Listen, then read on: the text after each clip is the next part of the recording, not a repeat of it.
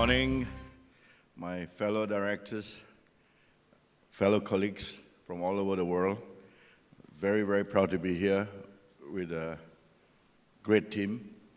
But this morning we are going to talk about digital revolution. But before we do that, I have a video to show you.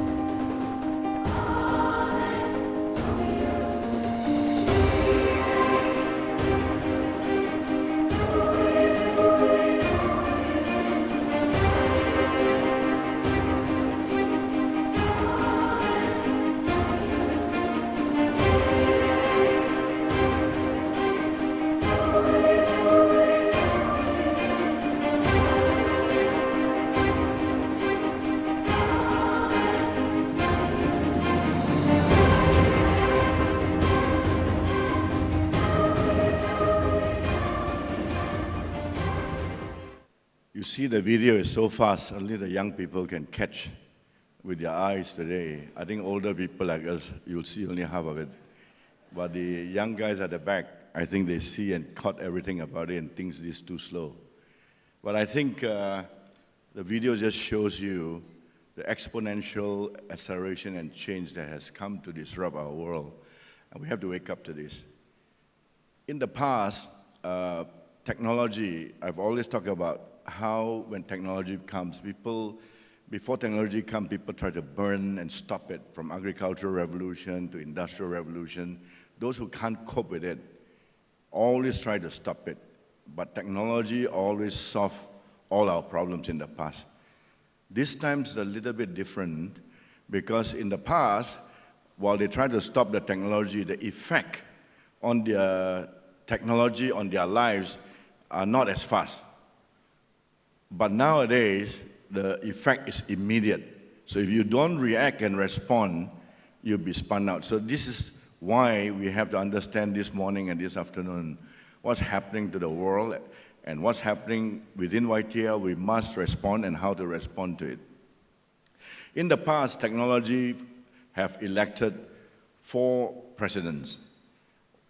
One of them was in radio. You saw radio, it took 38 years to reach 50 million people.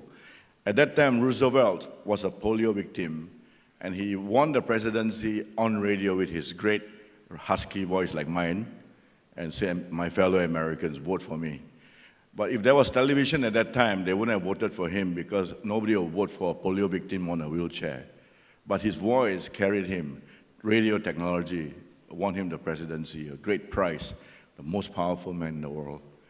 Then the second technology that elected the next president was John F. Kennedy. It was black and white television in the 1960s. And John F. Kennedy was debating against Nixon. John F. Kennedy was a virile, young, good-looking president kind of candidate. Nixon was a grumpy old man looking. So when they were debating, people saw, wow, this is a charismatic young president they would like. And actually, Kennedy was the first Catholic president to be elected. It was unprecedented at that time that America, a Protestant country, would elect a Catholic president, but technology won again. Then came Obama. Obama used Facebook at that time, and in history, African-American president, unprecedented. 10% of the people in America are African-Americans, yet they can elect a black president using technology, because at that time, John McCain didn't know how to use internet. So you can see the prize, again, the most powerful man in the world is won by technology. And then finally, we have Donald Trump, who won the presidency, again, using technology this time, using reality TV, plus all his tweets, plus clever positioning of his audience. So this disruption that he used has completely stunned the world and stunned the press and the media, and say how on earth they could get it so wrong that this kind of idiot, this joker, can become the president and claim the biggest prize in the United States. Well, what did he do? There were three key subjects that he used constantly on his TV, talk, Twitter, and all that. Three key words. Technology. First, globalization on climate change. He said climate change is false. He wants to use that. So a lot of people are also sometimes not sure about climate change. So he used that fear and said climate change will cost so much money to every one of us that we shouldn't tolerate that. Second was globalization. So globalization is terrible. It made the whole world great, but not America. America became very poor as a result of globalization. Second keyword. And the third keyword was immigration. America was built around immigration. America has a Statue of Liberty that said we welcome the poor, everybody in the world. All the Americans made are Italians, Greeks of the past, and Chinese or whatever. And he traced that the mood was against immigration. So by using these three keywords, he found his audience using social network and spent only 1/100th of what Hillary Clinton spent. These three keywords. Who are these people? And when you type in these three keywords, anti-immigration, anti-free trade and all that, he found his audience every pocket. So he went for electoral college to attack those people that will listen to him with these three keywords. And he won the biggest prize in the world. Can you imagine a businessman, tycoon, claim the biggest prize on this earth, the most powerful position, spending only 1/100th of that of an existing candidate, and then using his social network and his reality TV to become a president. So I think we have to be learning from this, that we can laugh all you want, but at the end of the day, he's the president of the United States, and it's going to affect all our lives in the next 4 years. Rightly or wrongly, we are going to have this incredible guy. I'm quite sure God is merciful and kind. Something good might come out of this, but we hope. But the way he's tweeting now is pretty generous. The way he's tweeting now as a president-elect on every issue from drones to subjects is pretty scary for now. But let's hope. Let's hope.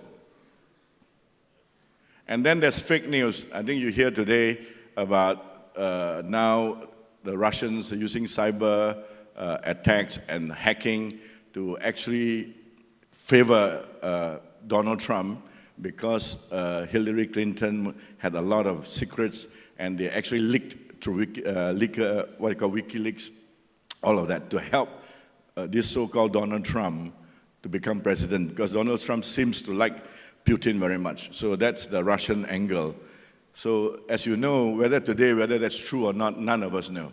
There's so much fake news out there that Facebook and everybody have to admit that there are so many fake news that they have to now cull the fake news. But the fake news actually affected the presidency. We have now Oxford Dictionary called a new word called post-truth. As a result of Donald Trump winning the presidency, that's a word called post-truth. In other words, truth is told, but nobody cares crap about it. It's post-truth. That means actually you can lie about something and still get you to the presidency. Nobody really wants to hear the truth anymore, even if it's the truth. It's incredible. Go to the dictionary and understand what this word post-truth means.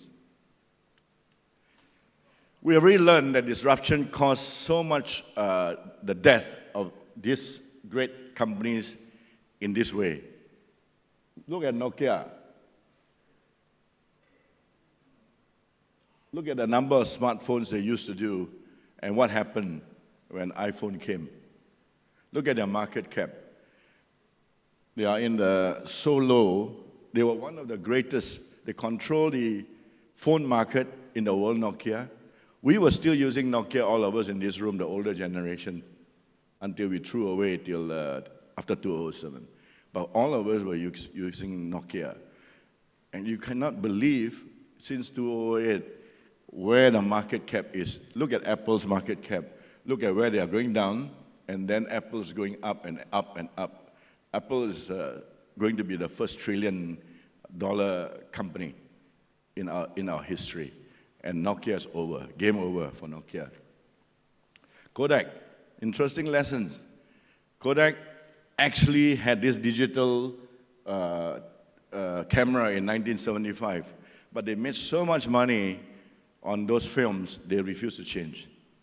And Kodak's wiped out. So sometimes, when you're too comfortable making money in your old way, nobody wants to change until change falls on them and they were wiped out. So this is the second lesson we must learn. When you're making money, make sure you re-examine whether this digital revolution will allow you to continue to make this money or not. Because when you're too comfortable, you can be wiped out like Kodak. Marks and Spencer, talking about retail, Marks and Spencer had 30 shops, 30 big shops in China. They thought they were going to grow and outgrow Walmart and all the great brand owned by a Jew. They think they are very smart. All closed down in China today because they find nobody's coming to their stores. The online businesses have thrived with the Alibabas of the world, and they closed all these stores down, and now they're working with Taobao, Alibaba to go on their brand online. They closed all the stores. And also they're closing stores in UK because people are not coming to the stores. People are no longer hostage to geography with the online business. Maybe you're aware or not aware, Alibaba this year, on the Singles Day, sold $17 billion in one day. One day. $17 billion online. 30% of these are bought by the world. 70% bought by the Chinese, but 30% on that Singles Day are overseas people who use Alibaba to buy their product. What is Singles Day? This guy, Jack Ma, is now an official advisor to the Malaysian government. How smart he is. What is this guy, Jack Ma, about? He was an interpreter in America. Couldn't speak English for nuts many years ago. From Hangzhou, went to America, Silicon Valley, to be an interpreter. Then he was interpreting all this American technology with the Chinese people. They were all doing and froing. And he was interpreting and telling people, online business is very good, etc. The future trends, online business, etc. And as he was hearing all of this, then a thought struck him and said, what the heck, this is a very good idea, man. I mean, he was talking between the Chinese and said, I'm going to stop being an interpreter, I'm going to do an online business. That's how he started. A smart, motivated guy, know nothing, just an interpreter, speak hardly any English, became one of the richest men in the world and very powerful, now an advisor to our government. And what exactly did he learn about the Singles Day? What's Singles Day? Singles Day is to make people buy on one day for single people. There are many single people here today. I'm sure some of you will also trade online on Alibaba on that day. Why? Because there's a discount on that day. Was this an original idea? No. He learned from America, the Black Friday. Black Friday was introduced in 1934 after the recession to try to get people to shop. So after the Thanksgiving Thursday, the next day on Friday, they give a huge discount. The whole of America came up with an idea. We must make people consume again and give a discount on that day called Black Friday. So that's how Black Friday came about. Everybody rushed to buy things on Black Friday up to today. But Black Friday in America can't touch Alibaba's Singles Day. Isn't that a smart Chinaman, right? When he thinks about it from an enterprise, can become one of the richest men. His market cap is nearly 200 billion US dollars. This guy, Jack Ma. It's just 208 to today. He's not an old phenomenon like juggernauts like us since 1986. Young chappy, very smart, very motivated, using technology, and that's not where he's going to stop. He's going to move further on. Now you got Alipay. Can you imagine Alipay is threatening banks now? So he's not going to stop just on doing online business. Payment systems, Alipay, is better than a bank. It's unbelievable. It's like better than the credit cards. It is awesome what this guy being able to leverage technology and continuing leveraging on existing technology can make people like him. But he's not alone. There's this guy called, another Ma, called Pony Ma. So this Jack Ma and Pony Ma, all the Ma's, the horses seems to be riding very fast in China. Pony Ma is Tencent. Tencent is worth to be tens of billions. It's not Tencent anymore. It's unbelievable, these Chinese guys. And in China, internet is still censored. Yet they could produce giants like that.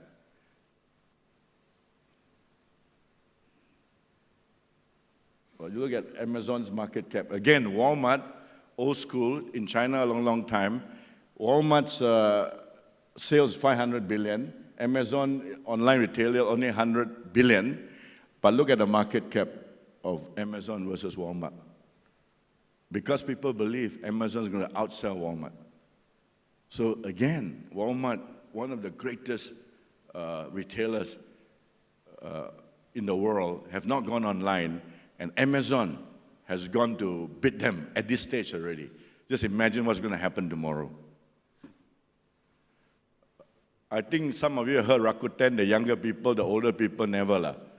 But it's the biggest online Japanese company. It's like Alibaba of Japan.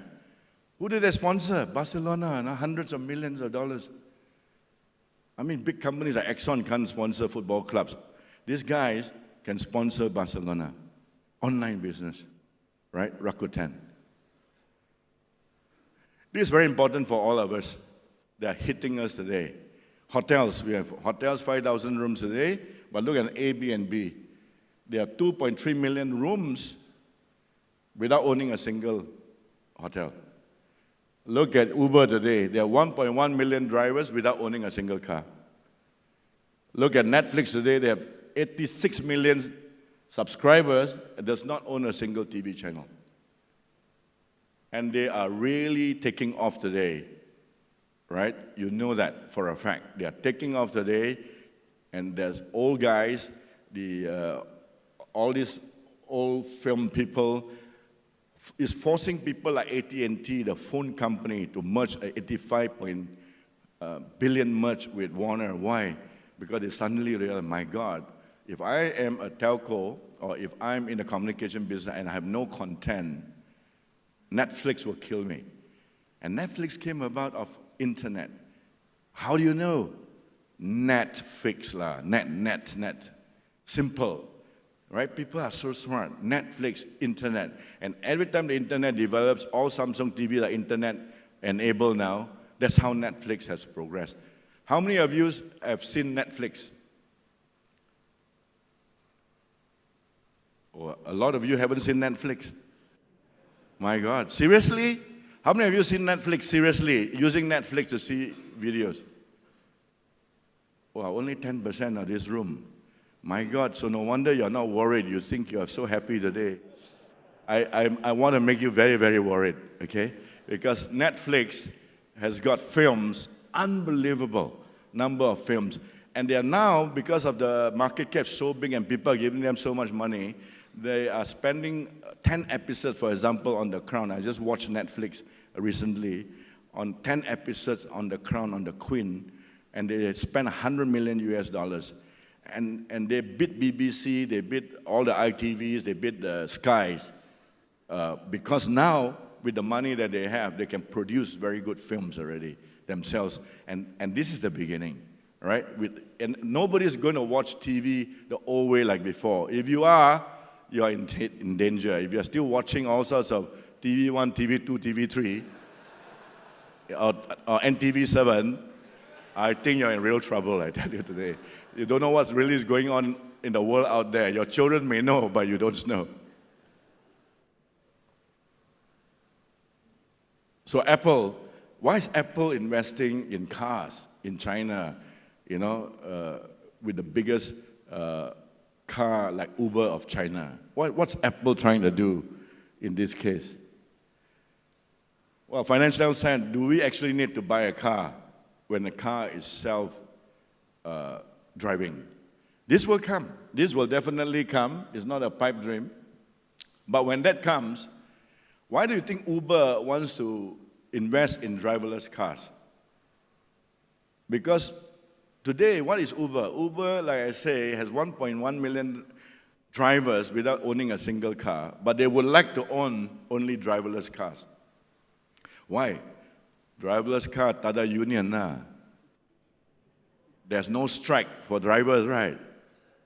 So one day, with sensor technology which is already available, very quickly, within 5 to 7 years, driverless cars will become a utility, right? Driverless car will become like a lift. You know when you go on a lift, right? The lift is very efficient, isn't it? Up, down, what floor? Driverless car will be like that. But the impact on real estate is very different, isn't it? The impact on the insurance company is very different. Probably less accidents, premium, some good things may come with it, premium may come down. But when you do as architectural planning for your future plans, if you put your car park, 20 levels of car park, it must be stupid because there are no car is going to be parked there anymore. Most of the people use driverless cars, a different kind of car park.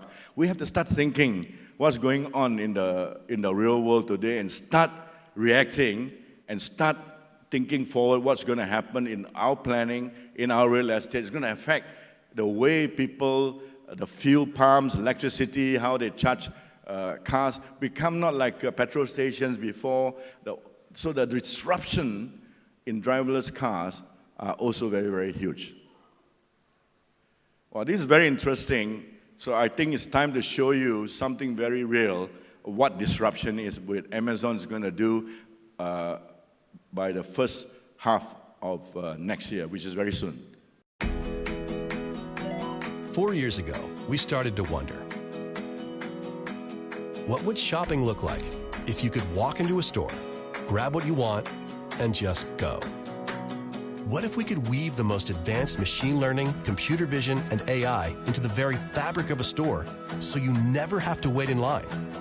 No lines, no checkouts, no registers. Welcome to Amazon Go. Use the Amazon Go app to enter. Then put away your phone and start shopping.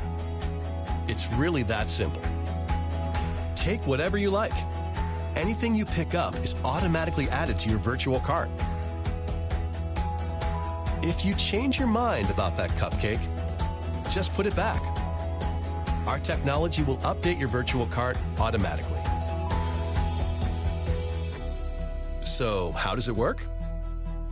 We used computer vision, deep learning algorithms, and sensor fusion, much like you'd find in self-driving cars.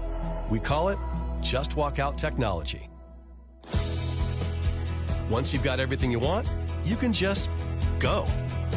When you leave, our Just Walk Out technology adds up your virtual cart and charges your Amazon account. Your receipt is sent straight to the app, and you can keep going. Amazon Go. No lines, no checkout. No, seriously.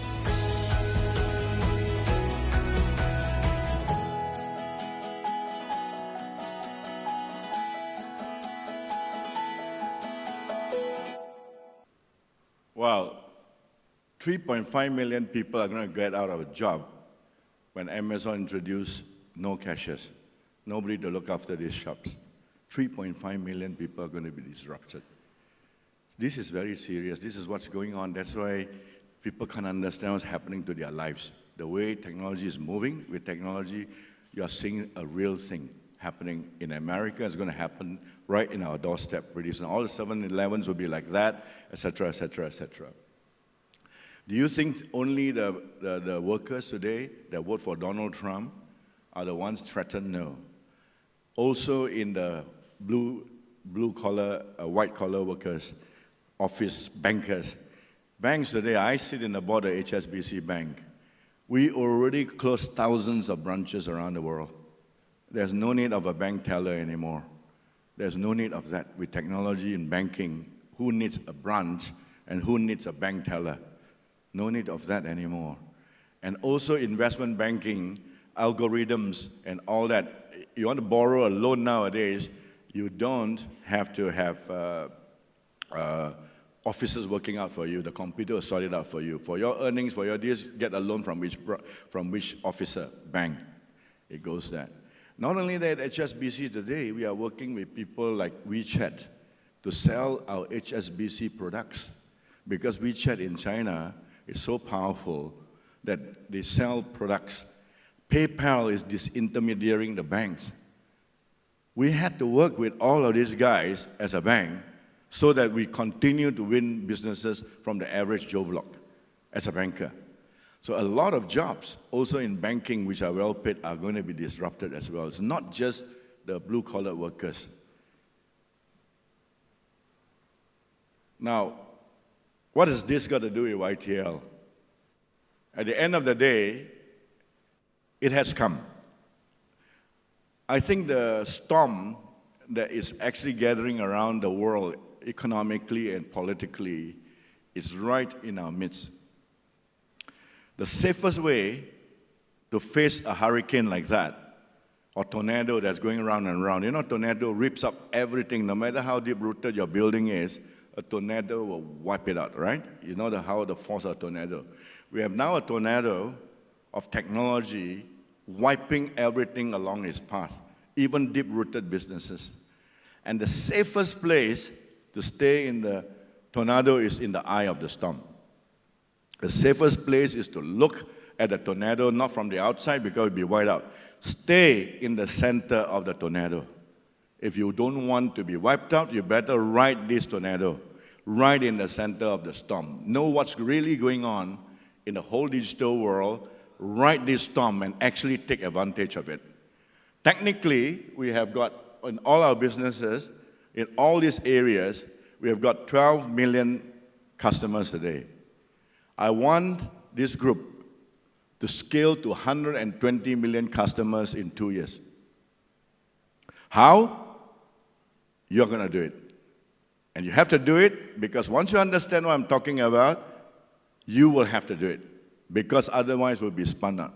But on the other hand, if you are right in the midst of this storm and taking technology and seizing it by the horn and the neck and understand what really is going on, we can scale our businesses 50 million a year easily.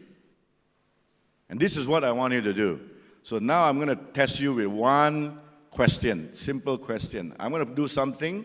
I want to see whether you guys are digitally tuned or not. What am I doing? 100 ringgit for those who guessed right. Why am I putting a sunglass here today? What? Snapchat. Nope. 100 ringgit, come on. Younger people, why? Why? Anti-protective. What else? Wrong. Why? Come on. 100 ringgit. Come on, digitally connected. Come on, somebody's got to win. It's so simple. Reality, nope. Next. What? Google Glass. So let me tell you, no, all this answer is wrong. It's so simple. I am wearing this sunglass because you guys are so bright. Okay? So I want to listen to the interaction from this morning, and then in the end of the day, I'll conclude with some solid thing. Where do we go forward from now? Thank you very much for now.